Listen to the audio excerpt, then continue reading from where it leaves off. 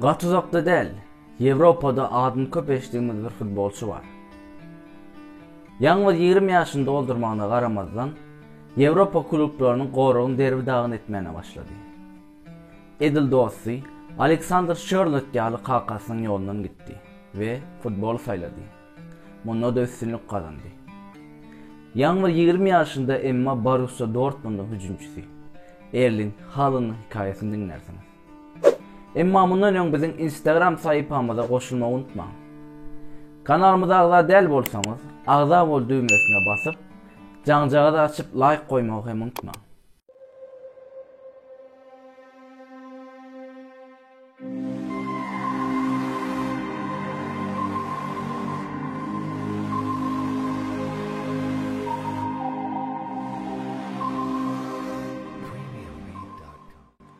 Entek çağı yaşlarında ehli haberlerin söz başlarını bezeyen bir oyuncu. Güçlü fiziki bedenine qaramazdan eýe bolan acayip tizligi, golçulluğu, jerime meydançağı içinde yerinde tapılmağı ve hoklu pursatlar idarlamak bilen futbolu sevýänler köp wagtdan beri beýli köp taraply hüjüm oyunçusyny görmändiler. Hani käwagt şeýle bir ýaş köpli oyunçulary görürsdi. Her gezek top alanlarında gelecekki neslin super yıldız boljagyny görkezýär. Anka o görünüşdäki bir oyuncu. Çağı yüzlü Celladyň edil köp ýyllyk tejribesi bar ýaly. Soğukkanlygy bilen Ýewropa goralaryny entek 20 ýaşyny doldurmazdan ozal derbi dagyn etmäne başlady. Anka bu ehlimizin soňky wagtlarda adyny eşidip bu ýigitde kim? Haýsy planetadan geldi diýip soradygymyz Erling Haaland'ın hikayamızda kahramanın kakası Alf Inge Haaland, Norvegiýanyň kiçirek bir şäheri bolan Brinada dogulup ve şol ýerde öňe ösipdi. Ol ilki bilen klubyň ýaşlar toparyna goşuldy ve ýaşy uloldukça A topara çenli galmagy başlady. 7 ýyl öz şäheriniň formasyny giýenden soňra Premier Liga transfer bolmagy başaran Alf Inge 4 ýyl Nottingham Forest'da forma giydi. Sonra Leeds United'e transfer boldy ve UEFA Avrupa Ligasynyň 2000 sezonunda yarım finalda Galatasaray bilen oynadyğı sezonyň soňunda toparda galyp galmaja barada näbelli habarlar ýaýrap durka, husus durmuşynda başyndan geçiren bir waka onun üçin gaty urdy. 2000-nji ýylyň 21-nji iýulynda Leeds şäherinde ogly Erling dünýäge indi. Haaland maşgalasy Alf Inge'nin Manchester City'ye geçmegi bilen olar da şol şähere göçüp gelipdiler. Emma soňraky sezonda Alf Inge Manchester United bilen oynan derbi maçynda Roy Keane'in gödek hereketi zerarly kariýerini bitiren bir travma aldy. Profesional kariýerini yapmaly bolan Norwegiýaly maşgalasy bilen watany Bryne şäherine göçüp gurulşuk pudagyna girdi we täze bir durmuşa başlady. Bu aralykda ogly Erling'i futbola höweslendirdi we onu 5 ýaşynda özüniň ýetişdigi topar bolan Bryne klubynyň ýaşlar toparyna ýazdyrdy. Erling şeýle bir ukuyply berin onu ilkinji türgünleşiginden soňra tälimçileri 1 ýaş ullar toparyna aldy. Çağı ýaşlarynda beýleki çağlardan beden taýdan ejiz bolsa da aralarynda tapawdy ýapyp biljek bir ukyba eýedi. Huzurly bir çağı bolan Erling her gün okudan soň çykyp dostlary bilen bir näçe sagatlar futbol oynamakdan hiç ýadamazdy. Çağı ýaşlaryndan bäri futbolçu bolmagy, üstesine de kakasynyň amala aşyryp bilmedik üstünlüklerini hem kellesine goýdy. Gysga wagtda fizik taýdan gaty tizeşen Erling'in okuýuny daşyndan sızmak gaty bir kyn hem bolmady. Bryne klubundaky mogalimlarynyň çalt ünsüni çeken Erling'in fizik taýdan üstünlüğünün ýanyndan okuýunda we öz üstünde işleşine hayran kalmalık mümkün değildi. Üstesine de kakasını da yakından tanıyan tälimçileri onun kakası ýaly gorak oyunçu değil, seveşici bir hüjümçülüğüne ýokary baha berdi.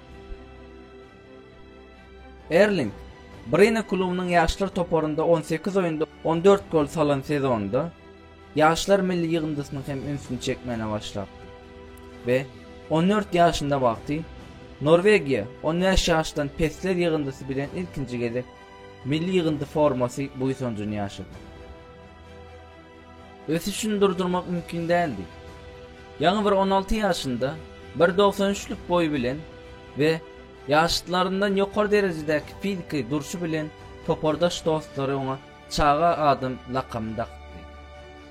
Soňraky sezon birinde ýaşlar toporundaky tälimçisi Bernstein A toporun başyna wagtlaryň geçenden soň ilkinji denişi Erling Haaland'a A toporun formasyny goşulmak boldy. Ýa-ni bir 15 ýaşynda professional bolmak buýsonjyny başyndan geçirýän ýaş hüjümçiniň awraýy gysga wagtda bu küçüjek şäheriň toporundan daşyna çykmana başlady. Bir soňraky sezonda ýurdunyň iň ul toporlaryndan bolan Molde transfer boldy. Onuň ukyplaryny duýan we toporunda tutan ýerlik bilen görmek isleýän tälimçisi bolsa, Manchester United'ın legendasy Ole Gunnar Solskjaer'den başgasy däldi. Molde formasyny giyen wagty Norvegiya ligasynyň o sezon lider rolunda duran Brann toporu bilen gabat gelen oýnunda saldyğı 4 gol bilen dagydypdy we bütün ýurtlaryň ünsüni özüne çekmene başlady. Norvegiya futbolunyň legendasy Solskjaer'in ýol başçylygyndaky güjüm aýratynlyklaryny we oýun akylyny ösdiren Haaland 2 sezon içinde çıkan 50 oýnunda 20 gol ýazdyran soň Ýewropa toporlarynyň hem ünsüni çekmene başlady. Kakasynyň oýnadygy we özüniň doguldygy şäheriň toporu Leeds United ony Angliýa ýerine getirmek istedi. Emma ol Ýewropanyň dürli ýurtlaryndan bir näçe ýaş ýyldız dalaşgarlary görüp parladan Red Bull Salzburg'un öňüne goýan taslamasy ona gaty täsir etdi we Awstriýa toporuna transfer bolmagy karar berdi. 17 ýaşynda edil öz şäherinden Molde transfer bolan wagty näkili gorkusuz hereket eden bolsa 2 ýyl soňra hem şeýle karar bilen hereket etdi. Kariyerinde ösmek dowam eden wagty ýolda ona kömek eden adamlar barada hem belläp geçmeyi unutmady. Molde'den ayrılan wagty bir interwýusunda Solskjaer üçin şeýle sözler diýdi. Oleňiň meniň durmuşymda gaty ulurny bar. Ol maňa köp zat öwretdi. Şu derejedäki bir oýunçy bolmagymda onuň gaty uly paýy bar. Ol gaty gowa adam we tälimçi diýip ozalky treneriniň de durmuşyndaky ýerini belli etdi. 2019-yň Tomsunda ýola goýulan 20 ýaşdan pesler dünýä çempionatynda milli ýygyndysı üçin Honduras bilen oýnanan oýunda 9 gol salypdy we milli ýygyndysı 12 gollyk ýeňişinde gaty uly paýy bardy. 2019-2020 sezonunda täze toporunda gizlin hüjümçi rolunda başlayan Haaland Awstriýa liginde ýeke özdiýen ýaly atlyk etdi. Diňe ýarym sezonda 29 gol saldy we bularyň arasynda 5 hat-trick edip ajaýyp bir performans görkezdi. Üstesine şol sezon Çempionlar Ligasynda oýnayan Salzburg'un toporça oýunlarynda performansy bilen döwülmedik rekor goýmady.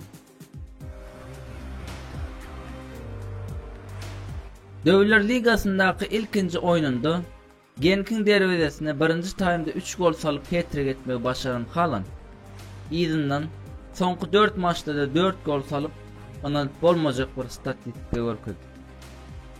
Çempionlar Ligasynda ilkinji 5 oýunda gol salmagy başaran 4-nji we muny başaran ilkinji 18 ýaşdan pes ýaş oýunçy bolup Haalandy Awstriýada saklamak gaty kyn ýagdaýa geldi. Red Bull Salzburg'un onun için gaty uzak wagtly planlar bolmagyna garamazdan bu ajaýyp çykyşyna olar hem garaşmandy we gelen tekliplere yüz döndürüp bilmejek bir noktada geldi. Transfer wagtyndaky çaklamalardan soňra Bundesliga toporlaryndan Borussia Dortmund'a transfer bolan Haaland ajaýyp görnüşini Germaniýa hem getirdi. Dortmund formasy bilen ilkinji oýunda Augsburg karşysynda ätýaşda başlady. Mihmançylykda Dortmund 3-1 ýeňilip duran wagty tälimçisi gol umydy edip meýdança saldy. Haaland üçin galan wagt ýetip hem açdy. Birden hem izli-izne gollaryny düzen Norwegiýaly täze toporu bilen diňeje 23 minutda hat-trick etdi. ve 5 üçlük yeňişiň gahrmany boldy. Bundesligany hem ýykyp gowurjagyny aýagynyň tozaň bilen yglan edipdi. Gün geçdikçe üstüne goýan Haaland ilkinji 6 oýnunda 9 gol ýazdyryp özüniň belledik standartlaryň hemişe üstüne çykdy. Bari o 58 minutluk performansy bilen Bundesligada aýyň futbolçy saýlandy. German toporunun Bundesliga ve Çempionlar Ligasyndaky umytlarynyň täzeden canlanmasyna ýola goýan Haaland'ın gaty gysga wagtyň içinde Ýewropanyň saýlama toporlarynyň birinin gol çekjegi eýýämden görüň edilýär. Görüň edilýän bolsa haýsy dünýä klubynyň oňa näçe 100 milyon euroluk töleg etjegi. Onu çağlygyndan bäri tanaýan Bernstein, onu haýsy toporlaryň ukyp awçylarynyň ýa-da trenerleriniň gyzyklanýandygy onu hiç gyzyklandyrmaz. Topordaş dostlar bilen oynamak ýa-da milli ýygyda oynamak onun için hiç tapawdy ýok. Karşısyndaky her haýsy bir böwetden hiç gorkmaz. Karşıdaşlaryna syla görkezse de emma olan kimlik hakynda hiç gyzyklanmaz. Diýip ýaşylda dalaşgarynyň mentalitetini jemleýär. Kakası alıp ingegem ol hakkında. Ben oyunculuk dövrümde kesliklidim. Aslında ehli kahramanlığı Erling görkezdi. 16 yaşında başka bir kluba ve şehre geçmek menin edip bilecek zadım değil. Ol menden has katı güçlü diýär. Ol bolsa onu asla inkar etmeýär. Onun maksatları, Kakasının maksatlarını yıkıp geçmek ve öz adını bütün dünya ýatda saklatmak. Erling Braut Haaland. Bu adı ente köp gede geçtiğini de anant bilir.